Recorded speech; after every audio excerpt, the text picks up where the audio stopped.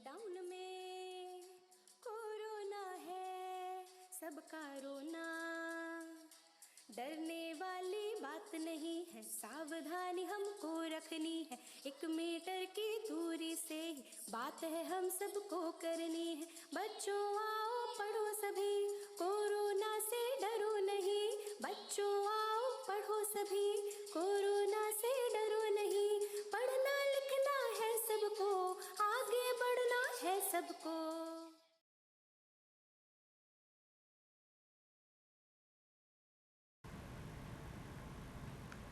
नमस्कार बच्चों, मैं सरिता यादव, प्रवक्ता नागरिक शास्त्र। आज इंटरमीडिएट की नागरिक शास्त्र की क्लास में आप सभी का स्वागत है। बच्चों, आज हम स्वतंत्र भारत में राजनीति पुस्तक के तीसरे अध्याय नियोजित विकास की राजनीति के पहले भाग का अध्ययन करेंगे। बच्चों, पिछले अध्यायों में हम पढ़ चुके हैं कि आज़ादी के बाद हमारे देश के नेताओं ने किस प्रकार राष्ट्र निर्माण और देश में लोकतंत्र को स्थापित करने की चुनौतियों का सामना किया। तीसरी चुनौती थी देश में ऐसे आर्थिक विकास की जिससे समूचे समाज का भला हो सके। इस चुनौती के बारे में ही हम इस अध्याय में जानेंगे। हम जानेंगे कि किस प्रकार हमारे नीति निर्माताओं ने किस प्रकार देश में आर्थिक विकास और गरीबी के खात्मे के लिए नीतियां बनाई। आइए सबसे पहले नज़र डाल लेते हैं उन बिंदुओं पर जिन पर आज हम चर्चा करेंगे। चर्चा के विषय: विकास का अर्थ एवं धारणाएं। बच्चों, इसके अंतर्गत हम जानेंगे विकास क्या है और विकास से जुड़ी धारणाएं क्या हैं। स्वतंत्र भारत के समक्ष विकास के वैकल्पिक मॉडल। इसके अंतर्गत हम जानेंगे पूंजीवादी मॉडल और समाजवादी मॉडल के बारे में। भारत में नियोजन, बॉम्बे प्लान, योजना आयोग। इसके अंतर्गत हम जानेंगे भारत में नियोजन की शुरुआत कैसे हुई और बॉम्बे प्लान और योजना आयोग के बारे में चर्चा करेंगे। नीति आयोग के अंतर्गत हम जानेंगे नीति आयोग की भूमिका और संरचना के बारे में। पंचवर्षीय योजनाएं के अंतर्गत हम जानेंगे पंचवर्षीय योजनाएं क्या हैं, उनके उद्देश्यों पर चर्चा करेंगे। प्रथम पंचवर्षीय योजना और द्वितीय पंचवर्षीय योजना को हम विस्तार से जानेंगे। अंत में हम चर्चा करेंगे विकेंद्रित नियोजन की, जिसमें केरल मॉडल के बारे में हम विस्तार से जानेंगे। बच्चों, आइए शुरू करते हैं। विकास का अर्थ एवं धारणाएं। विकास किसी भी समाज, देश या विश्व में कोई भी सकारात्मक परिवर्तन जो प्रकृति और मनुष्य दोनों को उन्नति की ओर ले जाता है, वही वास्तव में विकास है। बच्चों, विकास एक ऐसी अवधारणा है जिसमें मानव जीवन के समस्त पहलुओं का अध्ययन करते हैं। समस्त पहलू इसमें सम्मिलित होते हैं। विकास के व्यापक अर्थ में जहाँ प्रगति, कल्याण और बेहतर जीवन की अभिलाषा का विचार सम्मिलित है, वहीं विकास के संकुचित अर्थ में इसे आर्थिक समृद्धि और समाज के आधुनिकीकरण से भी जोड़ा जाता है। अगर हम भारत के संदर्भ में बात करें तो विकास का अर्थ आर्थिक समृद्धि के साथ साथ आर्थिक सामाजिक न्याय भी था।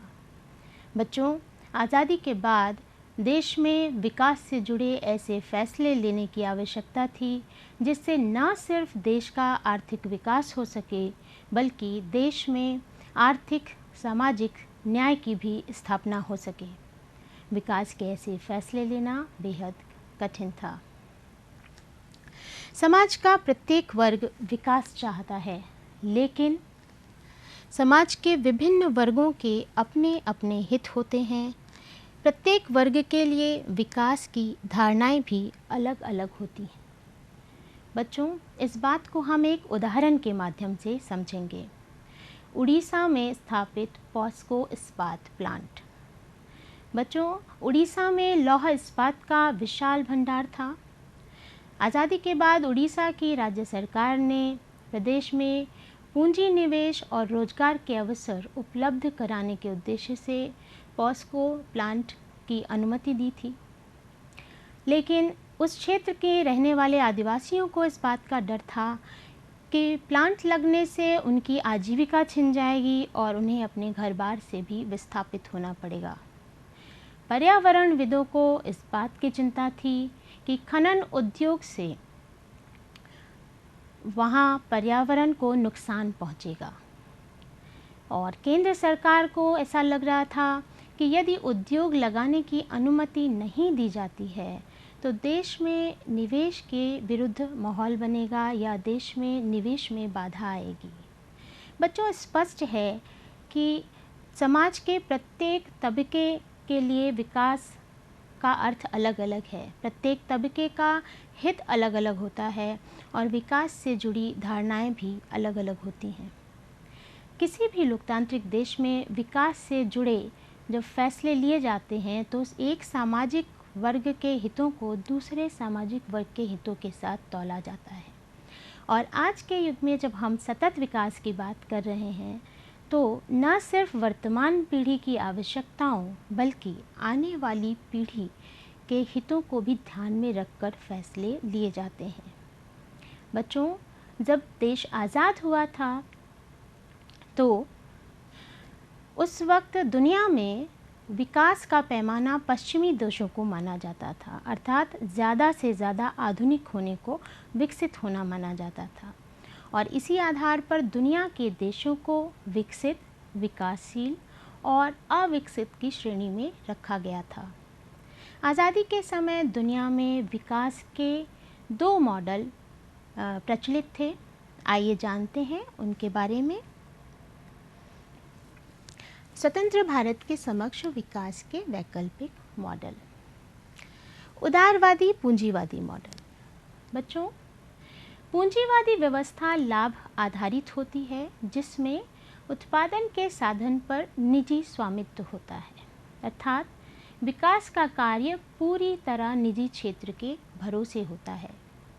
इसके अंतर्गत उत्पादन, निवेश, वितरण और मूल्य का निर्धारण मुक्त बाजार में खुले रूप से प्रतिस्पर्धा के द्वारा तय किया जाता है।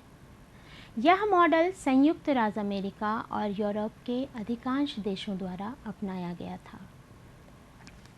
समाजवादी मॉडल। समाजवादी मॉडल में उत्पादन के साधनों पर राज्य का नियंत्रण होता है और निजी संपत्ति को खत्म कर दिया जाता है। बच्चों, समाजवादी मॉडल में अर्थव्यवस्था पूरी तरह से राज्य द्वारा नियंत्रित होती है और बाजार जनित प्रतिस्पर्धा का अभाव होता है। समाजवादी मॉडल को सोवियत संघ ने अपनाया था। बच्चों, आज़ादी के समय हमारे देश में अधिकांश लोग सोवियत संघ द्वारा अपनाए गए समाजवादी मॉडल से प्रभावित थे। अमेरिका द्वारा अपनाए गए पूंजीवादी मॉडल से बहुत कम लोग प्रभावित थे, या कह सकते हैं बहुत कम लोग उसके समर्थक थे। बच्चों, आज़ादी के दौरान ही, कह सकते हैं आज़ादी के आंदोलन के दौरान ही हमारे नेताओं के बीच ये आम सहमति बन गई थी कि आज़ाद भारत की सरकार ब्रिटिश सरकार की तरह संकुचित व्यापारिक हितों के लिए काम नहीं करेगी। देश में गरीबी को खत्म करने और देश के आर्थिक सामाजिक पुनर्वितरण का कार्य भारत सरकार का होगा। हाँ, नेताओं में विकास को लेकर राय अलग अलग ज़रूर थी। कुछ लोगों का मानना था कि औद्योगिकरण ज़रूरी है विकास के लिए, वहीं कुछ अन्य का मानना था कि ग्रामीण क्षेत्र की गरीबी को दूर करना ज़रूरी है, कृषि के क्षेत्र का विकास करना ज़्यादा ज़रूरी है। बच्चों, इन दोनों मॉडल को जानने के बाद आइए जानते हैं हमारे देश में नियोजन की शुरुआत कैसे हुई। भारत में नियोजन। बच्चों, नियोजन का अर्थ है निर्धारित लक्ष्य की पूर्ति के लिए योजनाबद्ध तरीके से किया जाने वाला कार्य। स्वतंत्रता के बाद की परिस्थिति में सभी पक्ष इस बात पर सहमत थे कि विकास का कार्य निजी हाथों में नहीं सौंपा जा सकता। देश के विकास के लिए योजना का निर्माण का कार्य सरकार को करना चाहिए। अर्थात नियोजन के पक्ष में सभी सहमत थे। लेकिन बच्चों, नियोजन का विचार भारत में अचानक ही नहीं आया था। 1940 और 1950 के दशक में नियोजन के विचार को पूरी दुनिया में समर्थन मिल रहा था। 1930 का दशक में विश्वव्यापी मंदी का युग था। यूरोप महामंदी का शिकार होकर सबक ले चुका था। जापान और जर्मनी ने भी युद्ध झेलने के बाद अपनी अर्थव्यवस्था को फिर से स्थापित किया था। वहीं सोवियत संघ विश्वव्यापी महामंदी जैसी विपरीत परिस्थिति में भी नियोजित अर्थव्यवस्था को अपनाकर शानदार प्रगति कर चुका था। तो पूरे विश्व में नियोजन के पक्ष में माहौल था। भारत में नियोजन के विचार को समर्थन आज़ादी से पहले ही मिलना शुरू हो गया था और इसकी शुरुआत हुई थी बॉम्बे प्लान से। बॉम्बे प्लान क्या था? 1944 में उद्योगपतियों के समूह द्वारा नियोजित अर्थव्यवस्था के संचालन के संबंध में एक संयुक्त प्रस्ताव तैयार किया गया, जिसे बॉम्बे प्लान कहा जाता है। बच्चों, अमूमन उद्योगपति नियोजन के पक्ष में नहीं होते हैं। वे एक खुली अर्थव्यवस्था चाहते हैं जहां पर पूंजी के प्रवाह पर कोई सरकारी अंकुश नहीं हो। लेकिन भारत के संदर्भ में ऐसा नहीं था। बॉम्बे प्लान का यही उद्देश्य था कि भारत सरकार उद्योग और निवेश के क्षेत्र में बड़े कदम उठाए।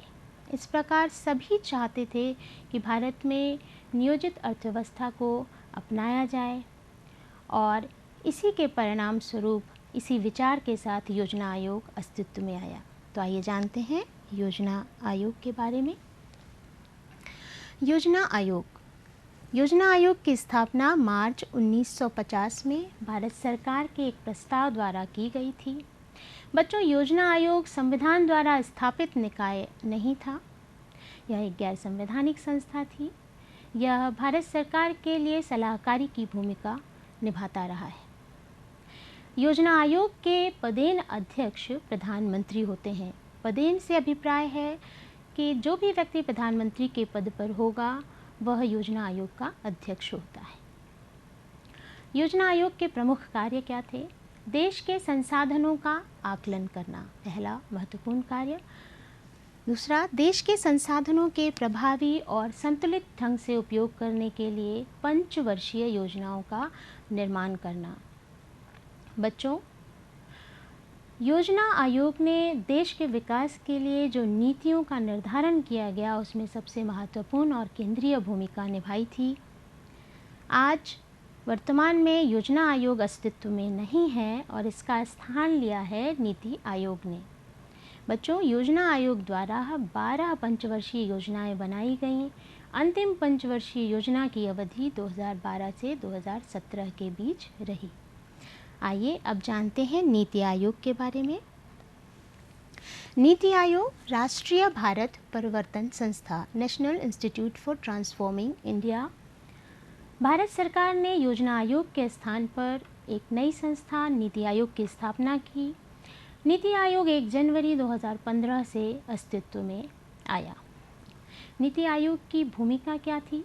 नीति आयोग केंद्र व राज्य सरकारों को विकास की नीतियों से संबंधित महत्वपूर्ण एवं तकनीकी परामर्श उपलब्ध कराता है। राष्ट्रीय उद्देश्यों को ध्यान में रखकर राज्यों की सक्रिय सहभागिता को सुनिश्चित करता है और साथ ही साथ सहयोगपूर्ण संघवाद को बढ़ावा देता है। नीति आयोग की संरचना क्या है? नीति आयोग के पदेन अध्यक्ष प्रधानमंत्री होते हैं। उपाध्यक्ष प्रधानमंत्री द्वारा नियुक्त किए जाते हैं। नीति आयोग की गवर्निंग काउंसिल में राज्यों के मुख्यमंत्री, केंद्र शासित प्रदेशों के उपराज्यपाल, प्रशासक और मुख्यमंत्री शामिल होते हैं। इसके सदस्य अंशकालिक और पूर्णकालिक 2 प्रकार के होते हैं। इनके अतिरिक्त केंद्रीय मंत्रिपरिषद में 4 मंत्री पदेन सदस्य के रूप में प्रधानमंत्री द्वारा नामित किए जाते हैं। बच्चों, योजना आयोग और नीति आयोग को जानने के बाद आइए आगे बढ़ते हैं और पंचवर्षीय योजनाओं के बारे में जानते हैं। भारत के योजना आयोग ने सोवियत संघ की ही तरह देश के विकास के लिए पंचवर्षीय योजनाओं का विकल्प चुना। पंचवर्षीय योजनाओं के अंतर्गत भारत सरकार द्वारा 5 वर्षों के लिए एक दस्तावेज तैयार किया जाता था, जिसमें अगले 5 वर्षों के लिए आय और व्यय की योजना का विवरण होता था, अर्थात 5 वर्षों की आमदनी और खर्च का ब्यौरा। इसके अंतर्गत केंद्र एवं राज्य सरकार के बजट को गैर योजना व्यय और योजना व्यय के रूप में 2 हिस्सों में बांटा गया था। बच्चों, योजना व्यय के अंतर्गत योजना में तय की गई प्राथमिकताओं के आधार पर 5 वर्षों में किया जाने वाला खर्च शामिल था। वहीं गैर योजना व्यय के अंतर्गत वार्षिक आधार पर दैनंदिन मदों में किया जाने वाला खर्च शामिल था, जैसे सरकारी कर्मचारियों को दिया जाने वाला वेतन, ब्याज की अदायगी, सब्सिडी और राज्यों को दिया जाने वाला अनुदान इत्यादि। पंचवर्षीय योजनाओं के प्रमुख उद्देश्य क्या थे, आइए जान लेते हैं। आर्थिक समृद्धि प्राप्त करना, आधुनिकीकरण अर्थात उत्पादन में नई प्रौद्योगिकी का उपयोग करना, अर्थव्यवस्था को आत्मनिर्भर बनाना, गरीबी उन्मूलन और रोजगार में वृद्धि करना, तीव्र एवं समावेशी विकास करना। बच्चों, आगे बढ़ते हैं। प्रथम पंचवर्षीय योजना। प्रथम पंचवर्षीय योजना की अवधि 1951 से 1956 के बीच की रही। पहली पंचवर्षीय योजना की कोशिश देश को गरीबी के मकड़जाल से निकालने की थी, अर्थात देश से गरीबी को खत्म करने का प्रयास किया गया था। अर्थशास्त्री के.एन. राज योजना बनाने के प्रमुख विशेषज्ञों में से एक थे। इनका मानना था कि भारत को अपने विकास की गति शुरुआती 2 दशकों तक धीमी रखनी होगी, क्योंकि तेज़ गति के विकास से देश की अर्थव्यवस्था को नुकसान पहुंच सकता है। प्रथम पंचवर्षीय योजना की प्रमुख बातों को आइए जान लेते हैं। योजना के प्रमुख बिंदु। कृषि क्षेत्र पर विशेष ध्यान दिया गया था। बांध और सिंचाई के क्षेत्र में निवेश किया गया था। बच्चों, इसी अवधि में भाखड़ा नांगल बांध जैसी बड़ी परियोजना के लिए एक विशाल धनराशि आवंटित की गई थी। कृषि के विकास के लिए भूमि सुधार पर जोर दिया गया था। बच्चों, आज़ादी के समय हमारे देश में जो भूमि वितरण की व्यवस्था मौजूद थी, वो वास्तव में कृषि के विकास में सबसे बड़ी बाधा थी। इसलिए भूमि सुधार किया जाना बेहद ज़रूरी था। योजना का लक्ष्य राष्ट्रीय आय के स्तर को ऊंचा करना था और इसके लिए बचत को बढ़ावा दिया गया। बच्चों, आपकी स्क्रीन पर ये चित्र दिखाई दे रहा है, जिसमें डाक टिकटों के चित्र हैं। इन डाक टिकटों में सार्वजनिक क्षेत्र की विकास परियोजनाओं को जगह दी गई है। बच्चों, भारत की आज़ादी के बाद देश के विकास में इन सार्वजनिक क्षेत्र की विशाल परियोजनाओं की बहुत महत्वपूर्ण भूमिका रही है। इन योजनाओं के महत्व को दर्शाता है ये डाक टिकट। ये डाक टिकटों के चित्र इस महत्व को ही दर्शाते हैं। आइए जानते हैं द्वितीय पंचवर्षीय योजना के बारे में। 1956 से 1961 के बीच की अवधि द्वितीय पंचवर्षीय योजना की थी। दूसरी पंचवर्षीय योजना का प्रारूप पीसी महालनोबिस के नेतृत्व में तैयार किया गया था। बच्चों, पीसी महालनोबिस अंतर्राष्ट्रीय स्तर के विख्यात वैज्ञानिक थे और साथ ही साथ सांख्यिकीविद थे। ये भारतीय सांख्यिकी संस्थान के संस्थापक थे और तीव्र औद्योगिकीकरण के समर्थक थे। आइए जानते हैं दूसरी पंचवर्षीय योजना के प्रमुख बिंदुओं को। भारी उद्योगों के विकास पर जोर दिया गया। बच्चों, जहां पहली पंचवर्षीय योजना में कृषि पर जोर था, कृषि पर ज़्यादा ध्यान दिया गया था, वहीं दूसरी पंचवर्षीय योजना में भारी उद्योगों के विकास पर जोर दिया गया था। तीव्र गति से संरचनात्मक बदलाव करने का प्रयास किया गया। बच्चों, पहली पंचवर्षीय योजना का मूल मंत्र था धीरज। अर्थात धीमी गति के विकास पर जहां बल दिया गया था, वहीं दूसरी पंचवर्षीय योजना में तेज़ गति से संरचनात्मक परिवर्तन करने की बात की गई थी। देश के निजी एवं सार्वजनिक क्षेत्र के उद्योगों को संरक्षण देने के लिए आयात पर भारी शुल्क लगाया गया था। इसके कारण देशी उद्योगों को आगे बढ़ने में मदद मिली थी और इस क्षेत्र में, इस अवधि में निवेश में वृद्धि होने के कारण, बचत में वृद्धि होने के कारण बिजली, रेलवे, संचार और मशीनरी जैसे उद्योगों को सार्वजनिक क्षेत्र के उद्योगों के रूप में विकसित किया जा सका था।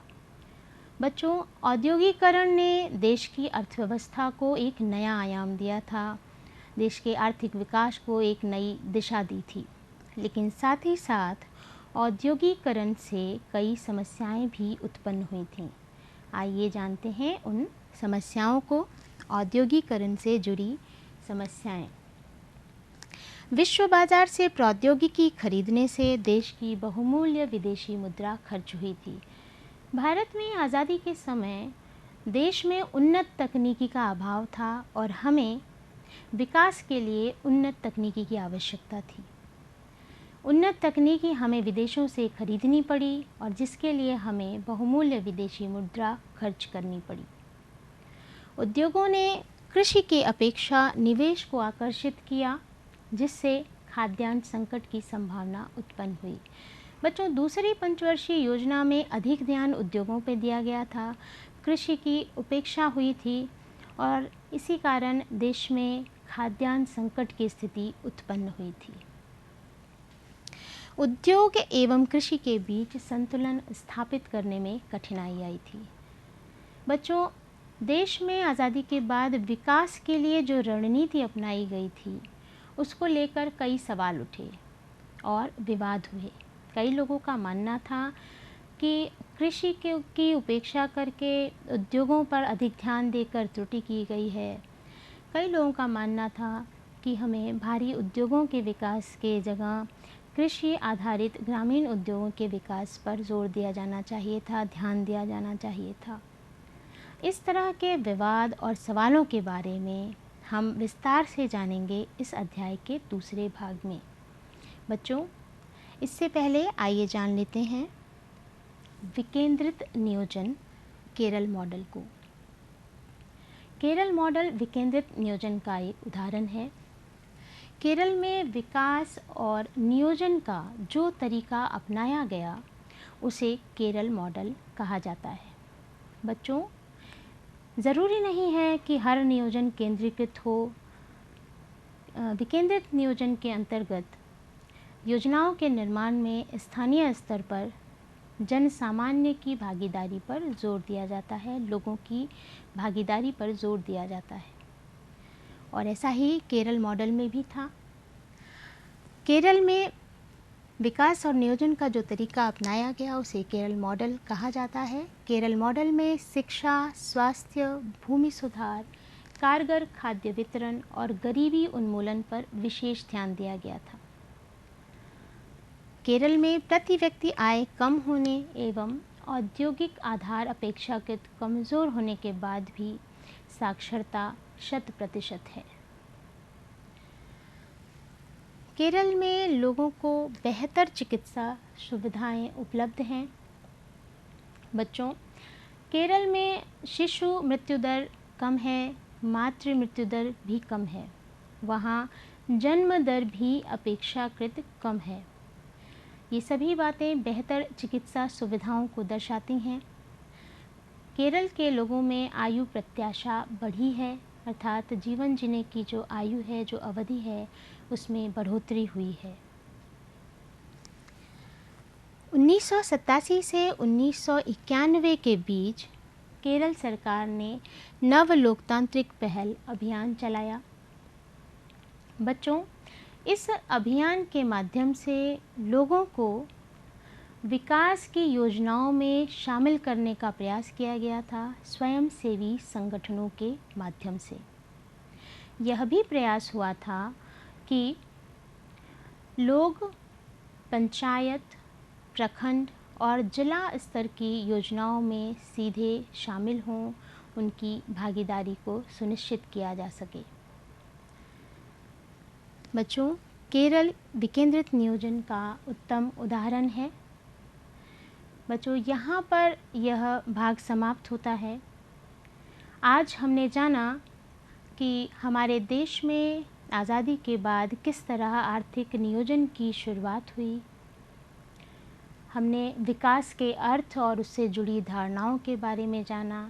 हमने चर्चा की कि किस तरह से विकास से जुड़े फैसले लेना बेहद कठिन होता है। हमने साथ ही साथ जाना आज़ादी के बाद हमारे समक्ष कौन कौन से वैकल्पिक मॉडल मौजूद थे और भारत में किस तरह से विकास के समाजवादी मॉडल को ज़्यादा प्राथमिकता दी गई, अर्थात केंद्र द्वारा नियंत्रित अर्थव्यवस्था को अपनाया गया। हमने साथ ही साथ चर्चा की योजना आयोग की, बॉम्बे प्लान के बारे में जाना और हमने नीति आयोग के बारे में भी जाना कि नीति आयोग की संरचना क्या है, उसके उद्देश्य क्या हैं। हमने पंचवर्षीय योजनाओं के बारे में जाना। हमने समझा कि प्रथम और द्वितीय पंचवर्षीय योजना की प्रमुख बातें क्या क्या थीं। बच्चों, हमने देखा कि किस तरह से विकास की इन योजनाओं ने देश के आर्थिक विकास की बुनियाद रखी। अंत में हमने चर्चा की केरल मॉडल की, जो विकेंद्रित नियोजन का एक उत्तम उदाहरण है। बच्चों, आइए नज़र डाल लेते हैं अंत में अभ्यास कार्य पर। पहला प्रश्न है, विकास से आप क्या समझते हैं? दूसरा प्रश्न है, बॉम्बे प्लान क्या था? तीसरा प्रश्न है, योजना आयोग की स्थापना कब और क्यों की गई थी? चौथा प्रश्न है, प्रथम पंचवर्षीय योजना में प्रमुख रूप से किन बातों को जोर दिया गया था? पांचवा प्रश्न है, नीति आयोग के बारे में संक्षेप में लिखिए। बच्चों, आज पढ़ाए गए पाठ से संबंधित विषय सामग्री आपको दीक्षा मोबाइल एप्लीकेशन पर भी उपलब्ध है, जिसे आप गूगल प्ले स्टोर के द्वारा डाउनलोड कर सकते हैं। यदि विषय को समझने में आपको कहीं कोई कठिनाई है तो आप अपने विषय अध्यापक के द्वारा व्हाट्सएप वर्चुअल क्लासेस के माध्यम से इसे समझ सकते हैं। उत्तर प्रदेश माध्यमिक शिक्षा विभाग द्वारा विकसित यूट्यूब चैनल को सब्सक्राइब करके भी आप इस वीडियो को पुनः देख सकते हैं। धन्यवाद।